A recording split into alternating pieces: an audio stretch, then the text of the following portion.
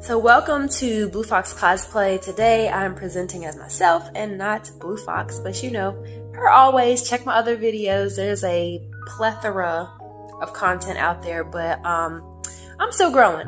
But I do want to address something that is very strange and kind of concerning. Okay, so if y'all follow my other content, you know I try to give you a little bit of spiritual food, a little bit of food for thought on where we are. And anyway, I'm going to give you some spiritual food for thought as well as some updates on where we are in the rise of consciousness. But here we are. Today I'm going to be talking about the weird aerial aircraft phenomena that has been going on, and it's been addressed. So the Pentagon's new task force for tracking UFOs, or UAP, is now the thing, unidentified aerial phenomena. They're saying it has nothing to do with aliens. But my thing is, if you can't figure out where the aerial phenomena are coming from and you can't explain it per phenomena, then you ain't got no answers for us, Pentagon. Y'all always got something to feed the public. So my thing is, like, I find it very strange because sources saying UFOs, you know, media saying UAP. It's a UAP. We ain't never heard this term before. Like, it's not as common. But I don't know. I think where we are as far as consciousness goes, people are starting to question things, and they've been questioning things for a while. 2012, it seems like, is when there was a slight shift in consciousness. It was a very, I can't say it's small, but it wasn't as known. But I feel like now we are at the point where we're questioning everything.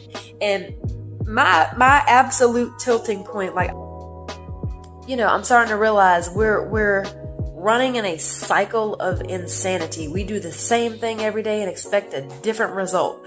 First of all, it's great, you know, if you work a 40-hour week or whatever, and you know, I work a 40-hour week. But part of me realized in 2015, I had an office job doing billing and coding, and I realized, like, you want me to do this for 35 to 40 years and then retire and hopefully live happily, because you know, all the stress from that 30 to 35 years is eventually going to catch up to me, and all you can offer me is a retirement, and that's kind of iffy anyway. But all you can do is offer me retirement and like good insurance. It's not cutting it for me, really. You know, I value myself way more. I deserve to be on vacations and going on a cruise every month. I'm just saying, that's not out, because this thing keep on beeping. You're not gonna be beeping at me. Not today. Let me just, there we go. All right. So anyway, but yeah, I think we're at the point now where everybody is literally looking back at all these issues like, what the fuck is going on? But yeah, where we're at now, and I'm starting to question my own sanity, because when they came out with this the monkeypox, I literally burst out in laughter, and I was like, you got to be kidding me. The monkeypox? Monkeypox. That sounds like something somebody in the second grade made up because they didn't want to catch cooties. At this point, it wasn't set up for us to win. It was not created for the common person to win. And when I say common, I mean absolute God power common. There's something that is running inside of your little human body that you probably don't even understand, and a lot of people don't even want to understand. The thing that you call you, if you can describe you without using your name, your job, your titles, your sister, brother, aunt, cousin, Mr., Mrs., I don't care what it is. When you take all those things away, you will arrive at something so interesting. If you've never done it, I'm telling you, it'll blow your mind. Who are you really behind all the things that you think that you are? I would advise reading Joe Dispenza, listening to Eckhart Tolle. I would advise the thinkers who are on a different level. Yeah, society called them crazy. They called the Wright brothers crazy before they put the daggone plane in the sky, but guess what? Now you can get in the metal bird and you're like thousands and thousands of feet in the air. We done it. But when they did it, they called him crazy. And that's where we're at. Be crazy. Be called insane. Because when you break out of everybody else's thinking, you are in a point of divine imagination. When you start to use your imagination, that creative force that made things that you didn't see before, that's where you need to be at. Going back to what I was saying before, I think people are now starting to come out of that old type of Newtonian physics where we are now shifting outside of everything we knew. And I think that is a beautiful point to be at. What used to frustrate me is people that they're stuck in that old paradigm and they're thinking, there's no way that can be true. You guys are crazy. It's a conspiracy, blah, blah, blah. I don't even like to use that word anymore. I don't. Because my thing is, that reality is true for somebody else. And if you can get to the point where you are looking at the two realities as one, that's where you can start to really analyze everything. And then I respect people who are outside of the norm, the normal way of thinking, the things that we thought were correct since our whole entire existence. But my thing is this. When you take a fish out of water, what happens? It's not in its normal environment anymore. It is in a complete and uncomfortable environment. It's uncomfortable for you, and your subconscious knows that it's uncomfortable. So when somebody is giving you these ideas like, hey, maybe the government isn't out for our best interests, that's scary, but it's a possibility. And that's where people don't want to go. The possibility that maybe your reality isn't what you think it is.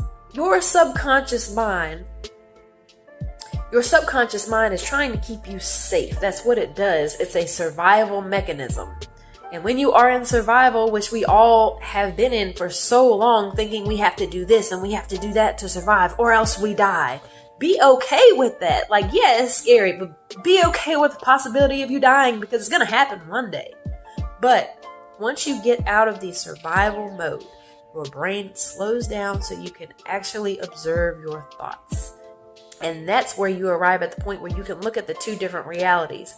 Because I'm trying to look at it from a person's perspective where they think that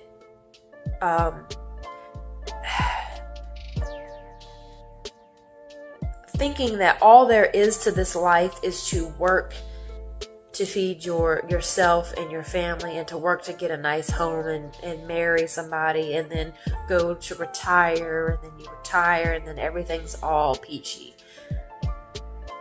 My thing is, if you think that's all that there is to this life, I would say reevaluate, because you deserve more than that, and that is the bare minimum. There's more, and you deserve more. Be okay with that. Give yourself the self-value to say, maybe there's something more to this life, which there is.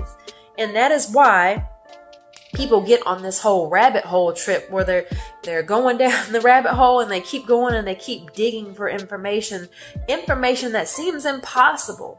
But that's where we have to go to evolve as humans, to evolve as this spiritual entity inside of this physical realm. You have a lot of people believing that this reality is the way it's supposed to be, and you have other people that are viewing this reality as it being illusions. The fact that there's two sides looking at the same reality and getting two different interpretations, where does it come from? That's the thing.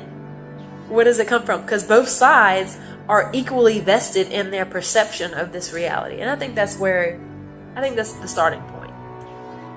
But things are changing. Things are changing very rapidly. And I'm just going to say, like, my outlook for the future is very interesting, because I don't think there is going to be, and that's the thing, thinking of the future not containing anything that's happening now, everything is going to be different. The fact that some people's imagination has been so dulled that they can't get there. Can you imagine not having a pharmaceutical industry and being able to just go outside and somebody be like, oh yeah, you got this problem, you just eat this bunch of herbs and you combine this with this type of water and you combine this and blah blah blah. What if it was that easy to just go outside and get the fix to your ailments? I'm just saying, what if it was that easy? What if you no longer needed to go to a doctor to give you a medication? You could just go outside, and if you know what to look for, that's it. What if it was really that easy? What if you don't have to work every day? What if food was just provided for you? Healthy food was just provided for you, and you don't have to work, you don't have to stress, you don't have to give your time away, which you can never get back. What if the creative mind is constantly thinking of ways, not even ways, constantly thinking of the solution without the task to get to the solution? I think where we are now, people constantly get in this hamster wheel of I have to do this, and I have to do this, and I have to do this, and then the solution is there. What if you could reverse engineer it, and you're already at the solution, and the ideas just come to you? You don't have to do anything. That's where I'm at. But anyways, that's my conversation for today. We're in a weird time. I don't know. I'm just... Cat Williams did a stand-up, and he said something very interesting, and I was paying attention to the way he was wording it. We're in a time where it's a war, but it's not a war in which you think it is. If you don't know what psycho-cybernetics is, please read the book. There's a book called Psycho-Cybernetics, and I can't remember the author, but if you Google it, you'll find it, or duckduckgo.com, whatever you use. That book is very interesting, and it's going to tell you how we get to certain realities and how we perceive certain realities, because if you think about it, everything that you've ever perceived in your life came from a past event that was set there to make you think a certain way. Anyways, Psycho-Cybernetics, read the book, because like I said, we are literally fed these things. They give, and I always think of, like, I know it sounds kind of crazy, but what happens before things really go downhill? We're given the news flash on the TV. Back to your regularly scheduled programming. They put it in our face, but some people don't. I don't know. It just, I think of it different. I don't know what to tell you. But anyways, we got hit with the pandemic, the whole COVID thing, and then it was, it was something after that. Then it was like the food shortage, and then like the processing plants are now blowing up, and now you have a shortage on food for the baby formula, and now it's like this abortion thing. Why do we keep coming back to the abortion thing? Like, we keep coming back and coming back and coming back to this. You still have people out there trying to manipulate the mass majority. There is a silent majority that is very well aware of what's happening, and we are watching. The power of the mind is your most valuable resource, especially in times like, especially in this era. The mind is your greatest weapon, and for some people it will be their greatest weakness. But my thing is this: when you tap into what's running in there, when you start firing the electricity between the synapses in the brain, and you arrive at something that you've never seen before, and it gives you that power, you'll know what I'm talking about. But it doesn't stop there. It doesn't stop there. If you keep digging and you keep looking for the power in your mind, and you stumble upon just a little bit of it, trust me, it's gonna go a long way. It literally is mind over matter. It's not a, back to what Cat Williams was saying, and he said it very carefully in his stand-up. The war isn't a war like you think it is. We're just being told on the TV that it's a war on this or that and the other. None of my 5, 6 senses are over there perceiving the reality, so I can't say what's happening or not. Cat Williams was saying it's a war, the lie versus the truth, and that's what it is. The lie versus the truth. And Denzel said something really important on a video that I stumbled across. We live in a society now where it's just first. Who cares? Get it out there. We don't care who it hurts. We don't care who we destroy. We don't care if it's true. Just say it. Sell it. Anything you practice, you'll get good at. Including BS. With the Senate Analyzed, Joe Concha, media reporter for The Hill. He's absolutely right. All the messages are there. We're in a pivotal point in human consciousness where things are going to change and are changing very rapidly. The paradigm is falling away, and the most important source, the most important resource that you have is your mind. Because if you stop for a second and you actually take yourself away from all the mental chatter, all the things that are running in your head, what if you could just turn that off for a second and just be in the silence?